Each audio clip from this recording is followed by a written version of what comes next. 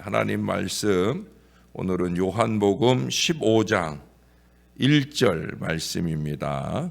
요한복음 15장 1절 한 구절 말씀을 같이 한번 읽겠습니다. 시작. 나는 참 포도나무요 내 아버지는 농부라. 아멘. 성경의 배경이 되는 이 유대 지방과 우리나라는 기후적으로 다른 점도 많고 또 같은 점도 있습니다. 무엇보다 이제 기후와 이제 언어가 다르죠. 또 문화와 풍습도 달라요. 동식물도 차이가 많이 있어요. 전에는 무화과 나무나 나무가 다르고 또 양치기 목동의 활동이 달라요. 지금은 저 남쪽 지역에 따뜻한 온실 안에 무화과 나무가 자라기도 해서 우리에게 좀 신비로움이 덜하지만 그래도 많이 달라요. 그러나 같은 점도 있죠. 농사를 짓는 농부나 물고기를 잡는 어부가 있다는 것이 같아요. 그리고 또 한 가지 포도나무가 있음도 같습니다. 굳이 이 말씀을 드리는 건 아프리카의 어떤 나라, 어떤 지방에는 포도가 없다는 거예요. 그 사람들은 예수님을 믿어도 오늘 이 포도나무의 비유, 포도나무의 의미를 아마 잘 이해하지 못할 거예요. 왜? 보지 못했으니까. 또 이사야 1장 18절 말씀같이 너희 죄가 주홍같이 붉을지라도 눈과 같이 희어질 거다라는 말씀을 하지만 눈이 없는 나라, 눈을 생전 보지 못한 나라는 그 말씀이 뭘 의미하는지 아마 모를 거예요.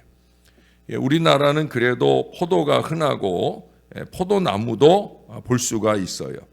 그러면 예수님이 말씀하신 이 포도나무 이야기를 아마 더 쉽게 이해하지 않을까 생각이 들어요. 이해의 차원에서 더 깊이 들어가 우리 예수님과 교류가 오고 가는 데까지 아마 나아가게 되어집니다. 이걸 생각하면 또 얼마나 감사한지 몰라요. 이스라엘 사람들도 포도와 깊은 관계가 있어요. 이사야나 예레미야도 이 포도나무 기후를 언급하고 있고요. 사실 요한복음 14장의 마지막 31절 끝부분에 보면은 이런 말씀을 하셔요. 일어나라 여기를 떠나자. 이 말씀으로 끝을 맺어요. 어찌 보면 예수님 설교 끝났다는 거죠. 그런데 여기 오늘 본문 15장은 또다시 돌연한 어조로 내가 참 포도나무요라는 말씀으로 또 새 설교가 시작이 되고 있어요. 그래서 여기에 대하여 학자들 사이에 여러 가지 추측이 있어요. 메이어라는 사람은 일어나자고 하였으나 이 제자들이 꾸물럭거리고 머물러 있으니까 예수님께서 다시 앉으셔서 말씀을 하셨다라는 얘기를 하고, 또 돌럭 같은 분은 마침 예수님과 제자들이 있는 그 방 밖에 있는 포도나무 가지가 이렇게 앉아 있을 때는 안 보였는데 일어나니까 그 창문 사이로 들어온 것이 보이면서 그래서 예수님이 말문을 또 여셨다. 또 혹은 달빛에 비치는 포도원을 내다보시면서 말씀하시게 되었다라고 하기도 해요. 제롬 같은 사학자는 성전문에 새겨 있는 포도나무를 상상하시면서 이 말씀을 하셨을 것이다라고 봅니다. 랑게 같은 분은 예수님의 일행이 이제 겟세마네를 향해 가시는 그 도중에 포도원을 보시면서 말씀하셨을 것이다. 그래서 이 말씀은 아마 걸어가면서 하시지 않았겠나 그런 말씀도 합니다. 어떻든 예수님은 그렇게 주님과 우리와 그리고 우리 하나님과의 관계를 이 포도나무로 통하여 말씀하셨어요. 첫 번째로 하시는 말씀이 뭐예요? 예수님은 참 포도나무이시다라는 거예요. 포도나무는 탐스러운 열매를 제공합니다. 그 열매에는 포도당, 비타민 등 아주 각종 영양소가 풍부합니다. 열매 그대로 먹을 수도 있고 건포도나 또는 포도즙으로 만들어 먹기도 하고요. 예수님 당시에는 또 지금도 많은 나라에서 그 독일에 가 있는 우리 김창환 선교사는 매 주일마다 독일 여기저기 교회에 가서 설교를 섬겨요. 근데 그 교회들은 설교를 섬기고 나면 이렇게 우리나라처럼 외부 설교자가 오면 우리는 사례비를 주잖아요. 거기는 나라에서 다 사례를 주기 때문에, 목회자 사례를 주기 때문에 그렇게 별도의 사례비를 주지 못해요. 주지 않아요. 그 대신에 선물을 해요. 어떤 선물을 하나? 와인을 줘요. 그러니까 이게 좀 곤란한 거죠. 왜? 한국 목사는 그게 익숙하지 않잖아요. 그렇죠? 뭐 술하고 관계없이 사니까. 그러니까 그 와인이 집에 막 쌓인다는 거예요. 그래서 자기도 받아온 와인 가지고 또 선물을 한다는 그런 얘기를 합니다. 포도주를 이렇게 만들어서 음료수로 사용하기도 한다는 거예요. 포도는 주스나 잼, 젤리 등을 만드는 원료입니다. 그만큼 이용 가치가 다양하고 사람들에게 꼭 필요한 과일이라는 거예요. 예수님은 스스로를 포도나무다 말씀하셨어요. 그것도 참 포도나무다 말씀하셔요. 포도나무가 인체에 좋은 영양소를 제공한다면 우리 예수님은 우리의 영혼에 양식을 제공하는 줄로 믿습니다. 예수님 스스로 영혼의 양약이 되어 주신다는 거예요.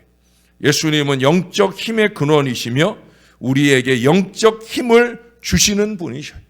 우리에게 은혜를 공급해 주시는 분입니다. 내가 참 포도나무요라는 이 말씀은 그리스도 자신을 증명하는 말처럼 보이지만 사실은 그리스도의 몸이 되는 교회를 설명하는데 그 목적이 있어요. 그래서 그 다음 말씀을 이어서 하시는 거거든요. 내 아버지는 그 농부다. 다시 말해 하나님은 그리스도의 몸된 교회의 주인이시다. 소유자다라는 말이에요. 그러니까 예수님 자신이 참 포도나무인 걸 말씀하는 것도 중요하지만 예수님은 더 중요한 게 뭐냐? 우리 하나님이 농부다. 우리는 바로 그 농부의 소유다. 이걸 말씀하시려고 하는 거예요. 고린도전서 3장 23절에 보면 사도 바울도 그런 말을 하잖아요. 너희는 그리스도의 것이요 그리스도는 하나님의 것이니라. 우리는 하나님의 소유라는 이 사실을 언제나 명심해야 돼. 우리는 자준자가 아니에요. 우리가 스스로 잘나서 되고 스스로 무엇을 해서 이루는 게 아니에요. 하나님의 목적에 의해 창조된 피조물이고 그 하나님이 도와주셔야 우리가 한 발짝이라도 내디딜 수 있는 줄로 믿습니다. 정신을 바짝 차리고 내가 하나님의 소유로서의 나의 삶에 충실할 수 있어야 된다. 이걸 잊어버릴 때 망령된 일을 하게 되는 거예요.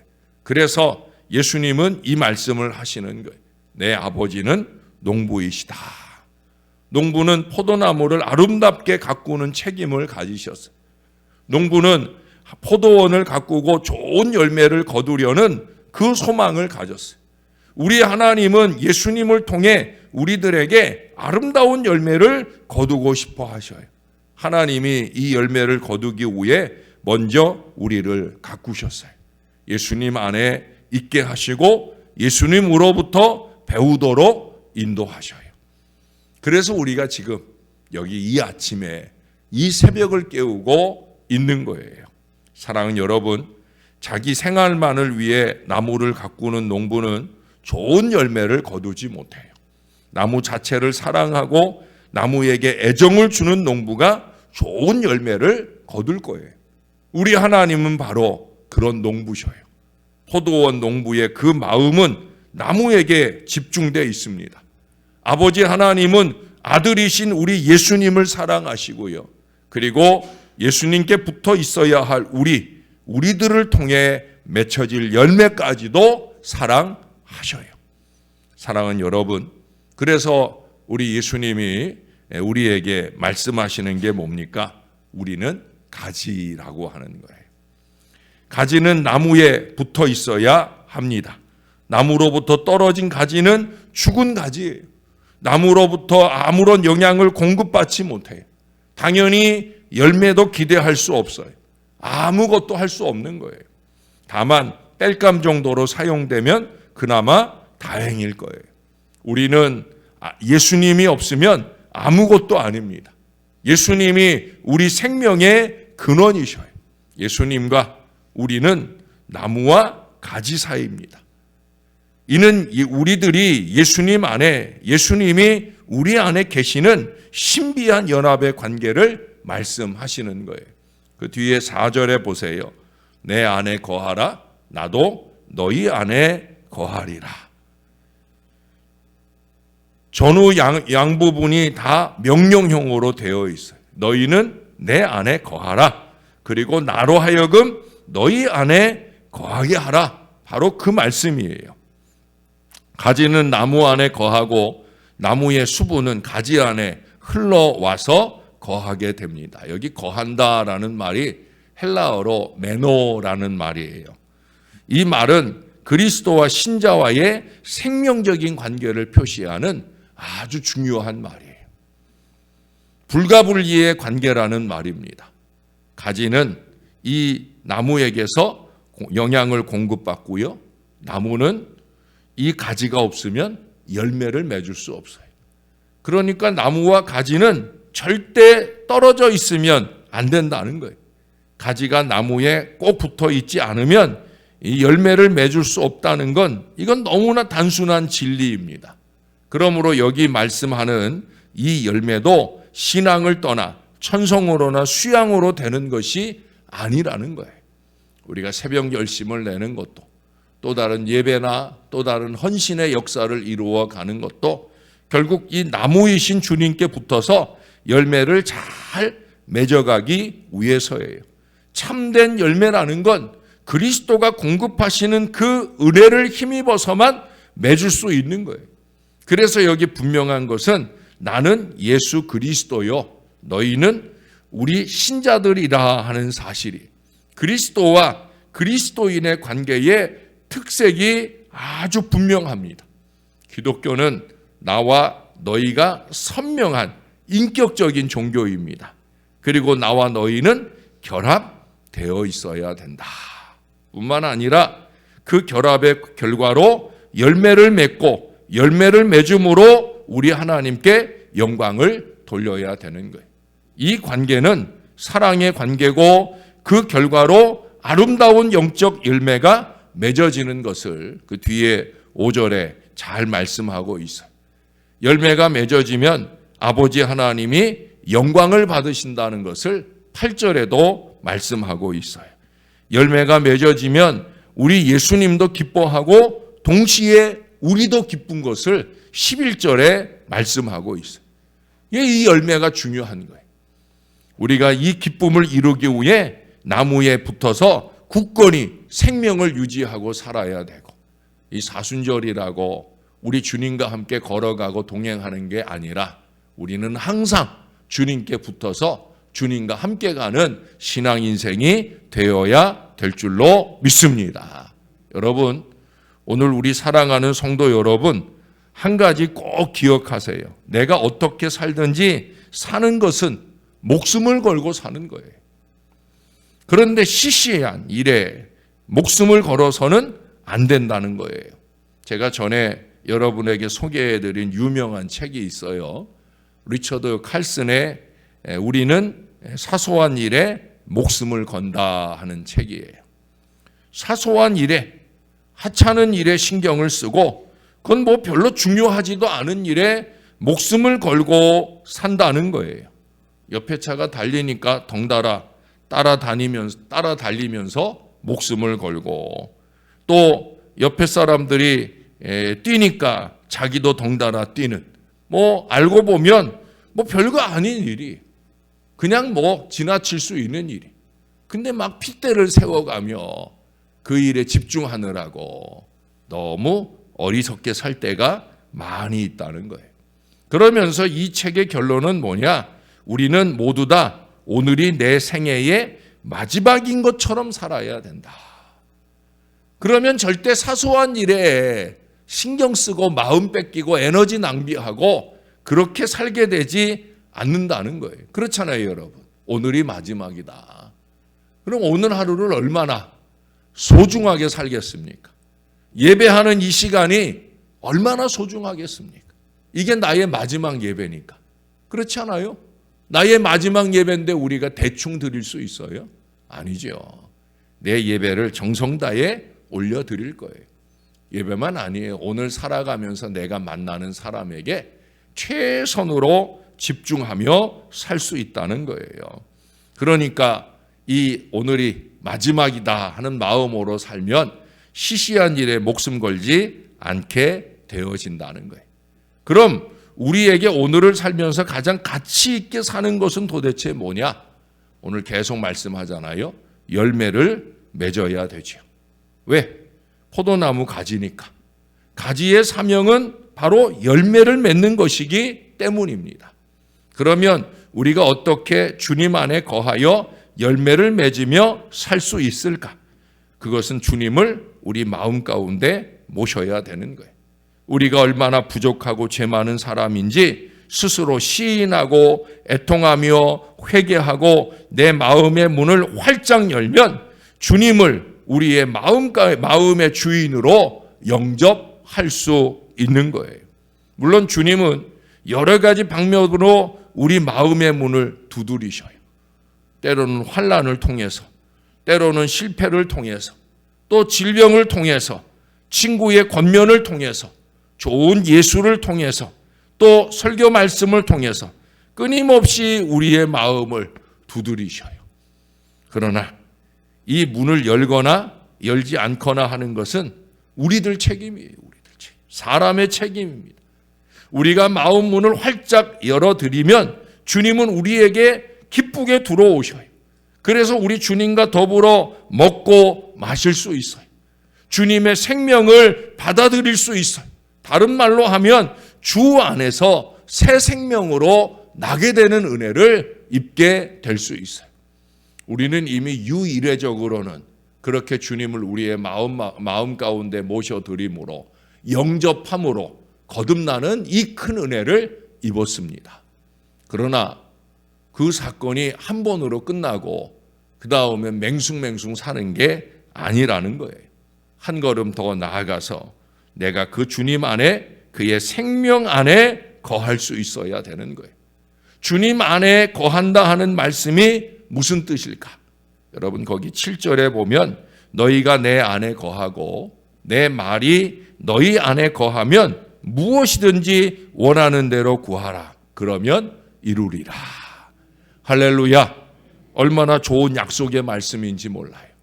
바른 신앙생활을 하는데 가장 좋은 방법은 주님의 말씀을 따라 사는 거예요. 그래서 우리가 이 성경을 잘 배우려고 이렇게 새벽을 깨워가면서까지 말씀 앞에 서는 거 아니겠습니까? 예전에는 그 박태선 집단의 그 신앙촌이라는 게 그 부천에 가면은 그 신앙촌이 있었는데 지금은 거기가 다 아파트 지역이 되어 버렸어요. 쌤통이죠. 잘 됐어요. 근데 그 신앙촌 집단에서 20여 년 계시다가 교회 나오시게 된 분이 있어요. 이분이 간증을 했는데 뭐라고 간증을 했느냐? 제가 신앙촌에 가서 책임지고 일도 많이 하느라고 했는데 그게 정말 헛밀었어요. 저는 20년 동안 늘 찬송만 불렀지 성경은 한 번도 펴보지 않았어요. 그래서 성경은 도무지 몰라요. 이제부터 열심히 배워야겠어요. 성경을 배우면 거기에 생명이 있는데 공연히 이적과 기사만 따라다녔어요. 이제부터는 바로 믿어야 되겠어요. 그 바로 믿는 게 뭐예요? 성경을 읽자는 거죠. 말씀을 제대로 듣자는 거죠. 말씀과 이적으로, 이적이 먼저가 아니라 말씀이 먼저예요. 말씀의 반석 위에서 하나님의 크고 작은 이적 역사에 동역하면서 우리가 더욱더 믿음이 자라게 되는 줄로 믿습니다. 여러분, 이분만 과연 성경을 모릅니까? 우리 가운데 성경은 아예 배울 생각도 하지 않고 예수 믿는 분이 많이 있는 것 같아요. 제가 이렇게 얘기를 나눠보면 수십 년 교회 다녔다는데 근데 너무 하나님 말씀을 몰라요. 신앙의 깊이가 없어요. 여러분, 성경을 모르고 어떻게 믿을 수 있어요? 말씀을 모르면서 어떻게 봉사하고 전도하고 헌신하고 교육할 수 있는지 저는 좀 잘 이해가 안 돼요. 아버지 하나님의 뜻을 나타낸 이 말씀을 모르고 어떻게 하나님 뜻대로 기도할 수 있을까? 그러니까 말씀이 없이 맨날 풍월기도만 읊조리는 사람들이 많아요. 기도 인도를 할 때도 자꾸 풍월기도만 해. 이게 미리 적어와서 하는 기도는 그래도 좀 난데 그냥 갑자기 기도하게 되는 순간에 그 기도를 들어보면 풍월기도에 머물러 있는 사람들이 많아. 신앙생활 바로 하는 게 아니에요. 여러분, 신앙생활을 잘하고 깊이 있는 기도 생활을 하려고 하면 자꾸 말씀을 받아야 돼요. 좀 지루하고 힘든 새벽제단이지만 말씀의 공급을 감사하면서 열심히 잘 받으시고 이 말씀을 의지하여 기도하셔서 풍성한 열매를 영육간에 많이 맺으며 사시는 우리 주님의 가지들이 다 되시기를 우리의 나무이신 예수님의 이름으로 간절히 축원합니다. 기도하겠습니다. 좋으신 하나님, 우리가 주님의 가지가 되어 나무 대신 주님께 잘 붙어 있도록 참 농부이신 우리 하나님께서 우리를 날마다 붙들어 주시니 너무 감사를 드립니다. 또한 새벽 아침마다 말씀을 상고하면서 우리 예수님의 행적 중에 우리에게 주신 엑기스의 말씀들을 들을 수 있는 이 소망의 아침들을 열어주시니 감사를 드립니다. 하나님, 날마다 말씀을 상고하며 신앙서적을 읽으며 그렇게 우리의 신앙의 깊이가 더 깊어지게 도와주시옵소서. 더 깊이 나무이신 주님께 믿음의 뿌리를 잘 내리고 영적 영양분을 잘 공급받으면서 은혜 안에 잘 자라는 저와 우리 모두가 되게 하여 주시옵소서. 무엇보다도 우리의 가장 으뜸 사명 열매를 맺기를 소원합니다. 주님은 열매 맺으라고 끊임없이 영적 영양분을 공급해 주시는데 정신 못 차리고 열매 없는 인생을 살지 말게 도와주시고 지금까지는 우리가 그렇게 살았지만 이제는 열매를 맺고자 합니다. 특별히 전도를 통해 생명의 열매를 맺고자 합니다. 나 한 사람의 씨앗으로 끝나는 것이 아니라 어딘가에 잘 심어져 신월제일교회에 잘 심어져 30배, 60배, 100배의 결실을 맺어가는 생명 씨앗, 생명 가지가 되기를 소원하오니 우리를 꼭 붙들어 주시옵소서. 이번 주간 중에 중요하게 검사받으며 주님의 치유를 바라는 하나님의 자녀들이 여러분 있습니다. 능력의 손 얹어 주시고 치유와 회복이 우리 하나님을 통해 공급되게 도와 주시옵소서. 감사합니다. 예수님 이름으로 기도합니다. 아멘.